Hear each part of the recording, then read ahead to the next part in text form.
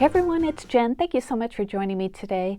Today I wanted to come on and do a tutorial on how to make beaded bracelets like this one, stretch beaded bracelets. I had a request from Naomi. Thank you so much for the request, Naomi. And it's a really simple process, whether you're just starting out in jewelry making or if you've been making it for a while and just, want a refresher on how to make elastic cord beaded jewelry. I think that this video will be really helpful. So you don't need a whole lot. You don't need a lot of fancy equipment or anything. You need some beads, some elastic cord. I'll show you those, and some other things that make it easier to create a beaded bracelet. So this is the bracelet that we're going to be making today. And this is made with beads from Hobby Lobby. And as you can see, I kind of have it on backwards, don't I? It's little tulip beads. So the beads from Hobby Lobby come with the tulip petal or tulip flower, the leaves, and the white pearl. And then I added this like hot pink bead myself. So it just continues like that in that same pattern. And then here I added this little bar that has a like a place to hang charms on it, and you can get that at Hobby Lobby too. And this charm I think I got at Hobby Lobby as well, just to add a little personal touch to it. And it's on stretch cord, so it'll fit basically anyone, but you can customize it to your size, to a child's size, whoever. So this is a beading tray. I got this at Dollar Tree. Pretty sure they still have them. If not, you can get them like at Walmart or Hobby Lobby. You don't need them at all, but it just helps to make your beading a little bit easier. So it has all these little sections to store your beads in, and then you line them up in here the way you want it to look. So it helps you visualize what it's going to look like either on a bracelet or on a necklace if you want to do that. Also, you can kind of gauge the size. So for bracelets, I usually go from the 8 to the 8 and create a bracelet like that size, and that usually fits me. So the cording that I use is this one. This is called Stretch Magic, and you can find this at Hobby Lobby. I think Walmart has it, Michael's has it, or any stretch elastic cord. That's what this is, bead and jewelry cord. This one is the 0.7 millimeter diameter one, and this is the one I like the best. I've tried 0.5 millimeter, I've tried 1 millimeter. This one I think gives the best combination of strength, stiffness, and flexibility. So it can pretty much go into any bead that you have. So I would definitely recommend this size Stretch Magic cord. And then beads, beads, the sky's the limit. There are beads everywhere. You could get those again at Walmart, Hobby Lobby, Michael's. This is the set that I used for this bracelet. It is from the Color Gallery by Bead Treasures. Wait till it goes 50% off. But 2 strands of this was only $4.99, and when it's 50% off, that's such a good deal. So they come on the strand like this, and so it gives you an idea of how it'll look like all strung together. So that's what I used, but again, I did add some other beads. So we'll use some of those. And yeah, so for the other beads, I had this pack that I got. I don't remember where I got these from. It was either from AliExpress or could be BB Craft, possible, I'm not sure. But these are just like kind of translucent looking beads, and I used the pink ones for this project. We're going to use red ones for the one that we make together. All right, so I have another beading tray, so I just set everything out on that so we could, just get started. So these are all the different beads that I'm going to be using. And since I already made one, I know that we need 6 sets of the tulips, and then 6 of the spacer beads, the pink ones that I used. And then we're going to use one of these little, I don't even know what they're called, bracelet bars, and then a charm too. So I have all of those in there. And then, yeah, let's get started. We have to lay out our beads in the configuration that we want. So we're going to start off with the tulip top, okay? And you want to put it on your beading tray in the order that or in the direction that you're going to bead it. So facing the top of the tulip up, and then we're going to take the stems, put that under there, take the pearl right after that, and then the red bead. And then you just keep going like that. And it might seem like this is a step you don't need to do, and maybe you don't if you're just doing like 2 different kinds of beads, just alternating them. But if you're doing 3 or more kinds of beads, I really suggest you lay them out like this first, because you wouldn't think it, but it's kind of easy to, or it's kind of yeah, it's easy to get confused as to what comes next. So like I think I messed something up already. Pink? Nope, that's right. Okay. It's hard sometimes when you're talking to figure out what you're doing. Okay, so we're doing pink, green, white, white, red. Pink, green, white, red. Pink, green, white, red, and the last one. Pink, green, white, red. So there. Okay, and you can adjust it as you go too, because I mean, you can kind of gauge that this is sort of in the 8s and 9s, but once you put the beads together on the cord, sometimes they like nestle into each other, so it makes it shorter than you thought or bigger. So it's very forgiving practice. All right, so let's just go ahead and start threading our beads. So you just take it easy, just take your elastic, start at the top, and then we're gonna go from the top, find the hole, the top of the bead, and just come out the other end. Okay, and then we're just going to keep going. Make sure you're doing it the right direction. So we want the top of the leaves in first, so it nestles with the tulip like that. And then we have the pearl.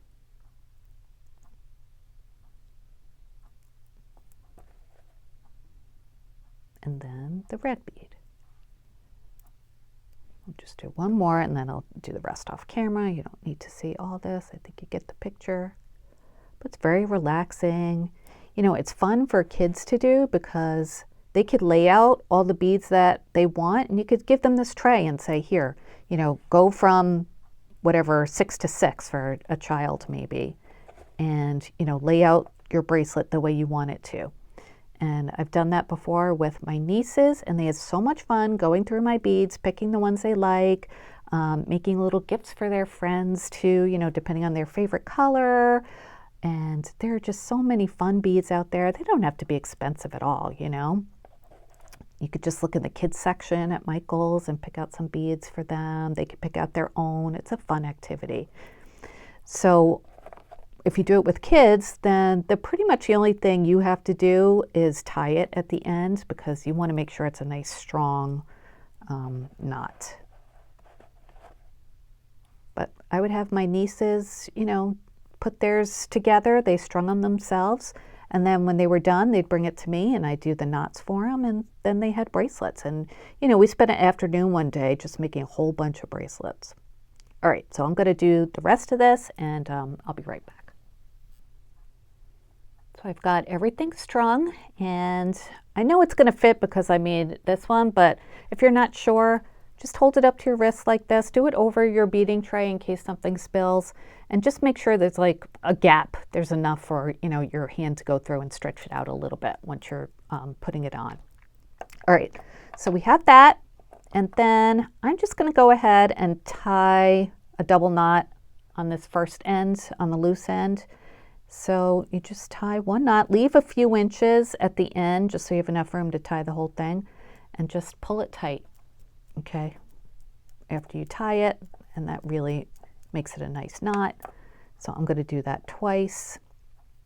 And this is just a knot to keep everything together while we're tying the bracelet together. This isn't to tie the whole bracelet together.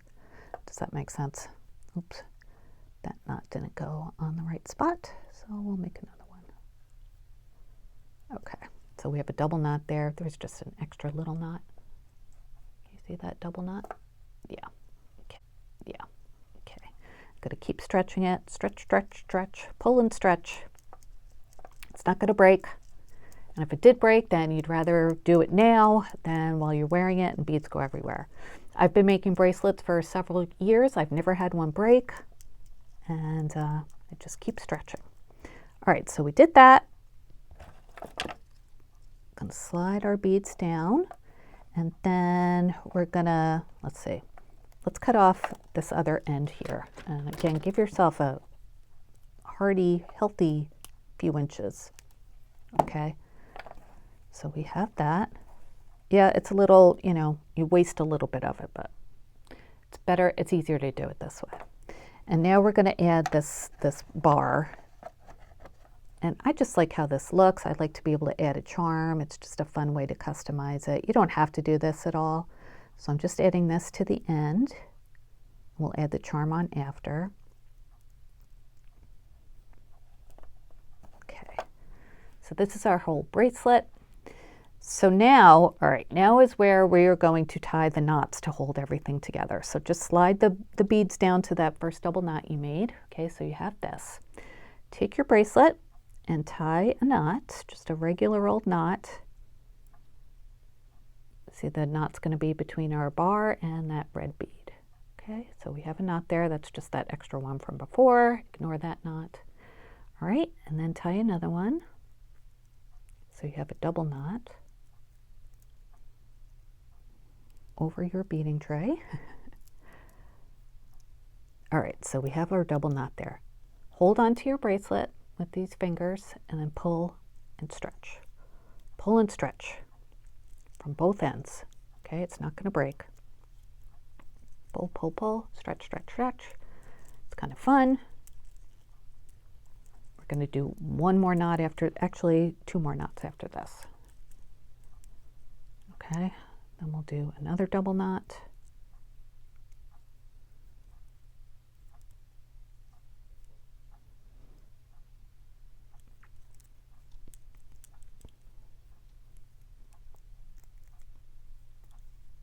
That's 2 double knots. And then the last knot is a extra double loop knot. Okay, so I'll show you how to do that. So you just take your ends and then just like you're tying a knot, one end over the other, so it looks like that. But before you pull it tight, do it again. Take that knot over the other or that end over the other, so you have, it looks like that before you pull it tight, okay? So do that, pull it tight and stretch. Stretch like you've never stretched it before. I'm pulling really tight here. And I want you to do that too. Don't blame me if yours comes untied because you didn't pull it tight enough. No, I'm just kidding. Just pull it tight. It's no pressure really. I've never been worried about any of mine breaking. All right, and then you want to look at your knot and admire it and make sure it is not loose. Look at that knot. That's not going anywhere. See what I did there? Okay, so that's nice. Looks like a nice good knot. So then you want to trim the ends off. Obviously, you don't want this extra cord hanging out. So take some sharp scissors, cut pretty close to the knot, not too close. It's a little too long. Cut too close, it's going to come untied. So leave about, let me see, that's probably like 1 millimeter. Get my ruler. That is, let's see, about 4 millimeters. 3 to 4 millimeters, okay? All right, so then you see you have the ends there, and they're probably just going to go inside the bead, so don't even worry about seeing them. Once you stretch it out a little bit, if you want to, you could just tuck it into the bead like that. Okay, so there's that. And let's go ahead and add our charm. Add whatever kind of charm you want. I'm adding a silver one because my little bar thing is silver. So this one came with the jump ring on it already, which was nice and handy. So I'm just going to open that up with my jewelry plier tool thingies.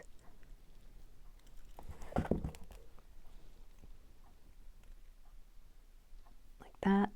And then just tuck it on. And this charm, it could go either way. You know, it doesn't have a front or a back, so it doesn't matter. And then close up your jump ring. And there is your beautiful bracelet. And now for the test. Put on the right way. We put it on. Oh, look at that. Doesn't it look so pretty? Which one do you like better, the red or the pink? I like them both. So it's stretchy, you know, you can layer these up as much as you want. Let me show you some of the other ones I've made in the past. Some of them have tarnished a little bit. I mean, I'm not using silver, but I made this one. I put a little charm of a ice cream sundae on it, just like all sorts of different spacers and turquoise and white and clear beads. Here's one I made with like fall colors, and I made some beads that look like a pumpkin on the end with another bar on that one. Some of them I used larger bars like this, and different kinds of silver beads and clear beads and white beads. And then another one with a larger bar. I love these like heart silver beads. Most of these beads I got at Hobby Lobby. And there's this pretty one here. Oh, I haven't worn these in a while. Let me just put them on while I'm showing you. There's this one. I just love pink and white. Sorry about my tripod. So a lot of pink and white. These I used bigger beads. I think this one, I pretty much just got like this from Walmart. And I just put it on some fresh beading wire or beading elastic and just did it like that. So there's that one. This one I put like 2 silver beads to make it kind of like, or silver hearts to make it like the focal point of your bracelet. So you could do stuff like that too. It doesn't have to be like the same all the way around. You can have something different on the ends, like we have the bars here. And then I have this one here with those pretty silver hearts. You could tell I like those. So wow, I'm really loading up my wrist here. And I made this one. This one I wanted to do like some different kind of like fall-y colors again. And then this one is just like different shades of white and silver. And then this one has more of those silver hearts, and this one I put some clear beads in between that. I love these like translucent beads that have, they get like a flash of color on them. It looks like they're lit from within. Those are from Hobby Lobby. So those are all ones I've made in the past. These are the 2 we just made today. So yeah, that's my little tutorial. Let me know if you have any questions. Naomi, thanks for the request. I'm always happy to do tutorials if I can. Yeah, so that is it. Again, Hobby Lobby for these things, Michael's, Walmart. It's just fun, you know, and you could customize your jewelry, make seasonal jewelry, make stuff for your friends, whatever. And I hope this tutorial helped. So I will talk to you guys later. Thanks for watching. Please give this video a thumbs up if you enjoyed it, and please subscribe if you haven't yet. All right, everyone. I will talk to you soon. Until next time, take care. Bye.